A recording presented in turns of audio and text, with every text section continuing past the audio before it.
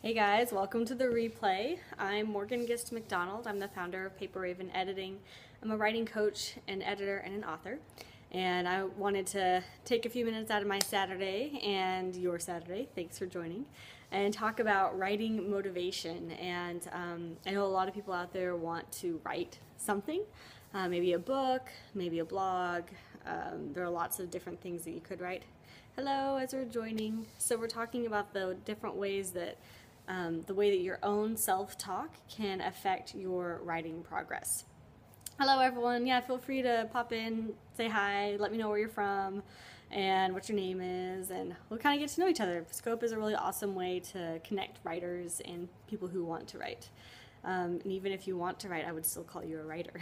But I'm a writing coach, an editor, and author, and we're talking about the different ways that negative self-talk can impact your writing progress. So there are different ways that you actually talk to yourself even if you don't realize it. So if you have any of those sort of like undercurrents, like doubts about whether you can write a book or blog or whatever it is that you want to write, it's probably because there are these like negative self-talk things that just are honestly usually on like repeat loop through your brain.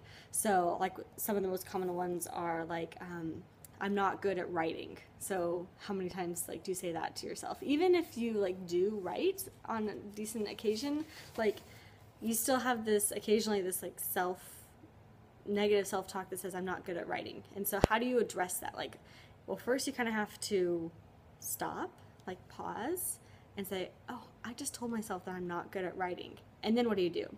I suggest you flip it right then and there. Say, okay, admit it, like maybe I'm not the best writer in the whole world. That's fine. I would say that of myself too. But I do have a message that I want to share and that I think would benefit other people. So you're not trying to, when I say that I want you to like try to flip the self-talk, it's not like you're going to try to like totally dismiss it, but just to spin it so that acknowledge that, yeah, there's, hold on, I'll get right there. Not that you're dismissing the negative thought, but that you're just like acknowledging it and then saying, but there's something else I could focus on that's more empowering. So yeah, maybe I'm not the best writer in the world, but what's more empowering is to say, I do have a message that can help people. So what do I write? I write about writing for the most part, which is really funny. I have some other side projects that I'm kind of working on with family. It's all nonfiction, like some nonfiction stuff about our family history and things like that. But primarily I write about writing and my experiences with clients and things like that. In a previous life I was a sociologist, so I did like identity and a lot of criminology actually, so different stuff. Hello England, welcome, Gemmer, and yeah, so I'm gonna kind of talk through some of these really common negative self-talk things and show you how I would suggest that you flip them to be more empowering and motivational. So a lot of people say, I don't have enough time to write. Oh my gosh, I hear that. I feel that all the time. I say that in my head, like, you know, as I'm thinking about my week, and just suddenly that little thought just like pops up in your brain, oh, I just don't have enough time. So you like pause right there and say, all right, I am running kind of short on time. This is a busy week, but I can write for, and then get specific. I can write for 10 minutes today, but I can write for 20 minutes tomorrow morning from 5 a.m. to 5:20, and just give yourself that moment of empowerment. Thanks for the hearts, guys. Yeah, if this resonates for you at all, or like something clicks with you, like throw some hearts out there. Like I want to see what works for you so that I can continue like shaping like scope stuff for you guys, because what I really want is to encourage you to write. I mean, that's why I love this scope platform, because I can talk like directly to you. Yeah, the time thing is huge. So yeah, modern life is super busy. I've got 3 kids, I'm running a business, like I totally get it. And every time, I mean daily, that thought pops in my head. I just don't have enough time to write. And so it's like you gotta pause and say, right now I don't have time to write, but let me look and see when I do. Oh, thanks, Carrie. So another one, and this happens especially for people who like to try to write at the end of the day. By the time you get to the end of the day, well, actually this is really any time, is that I don't have enough energy. I don't have enough energy to write. I'm so tired. I just want to go to bed. I want to take a nap. I want to just veg on the couch. I see the hearts popping up. This is resonating for someone else too. But I know that goes through my brain. It's like, I don't have enough energy to write. And so you like pause, acknowledge, you know what? I am feeling kind of run down right now. But what can I do? But if I give myself really like an iced coffee, I will have more energy. But if I go take a hot shower, I'll have more energy. But if I, whatever you need to do, if I do my yoga stretch, I'll have more energy. If, like, give yourself some reward that will give you more energy. So it's not, it sounds like bargaining with yourself, but it's not. It's empowering yourself. It's like acknowledging that, yeah, I'm feeling run down right now, but let me give myself, something that will help boost my energy, and then I can write for 10 minutes or 20 minutes. What's another one? I don't know exactly what I want to write. And so you get really trapped in this feeling, like you are thinking about writing, and then you realize, well, I don't know exactly what it's going to be. Like, is it going to be, sometimes it's like, is it going to be a fiction book or a nonfiction book? Is it going to be a blog, or is it going to be, an article? You just don't know what exactly it's going to be, so you just don't ever start. And so anytime that thought hits your brain, like you don't even know what you're going to be writing, and that's so negative. Like, say, yeah, okay, acknowledge, I don't know exactly what I want to write, but I can write something. I can write something that's a first draft, it's a placeholder, I'll figure it out later, but I can write something. Even if I don't know what it is yet, it will become something, and just have faith that whatever it is that you write will become something. And then the last one I really want to hit on is common. Once you start writing, you hit the writer's block and you sit down to write, and you're like, I have no idea what I want to write right now.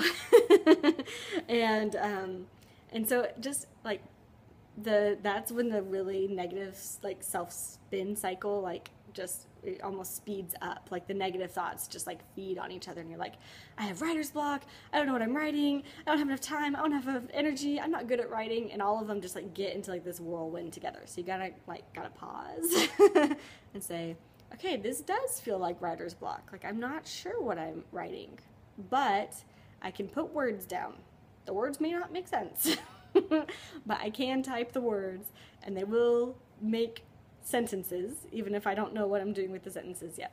And so just allowing yourself that space to make mistakes, to have a first draft, to have like placeholder text that you'll replace later.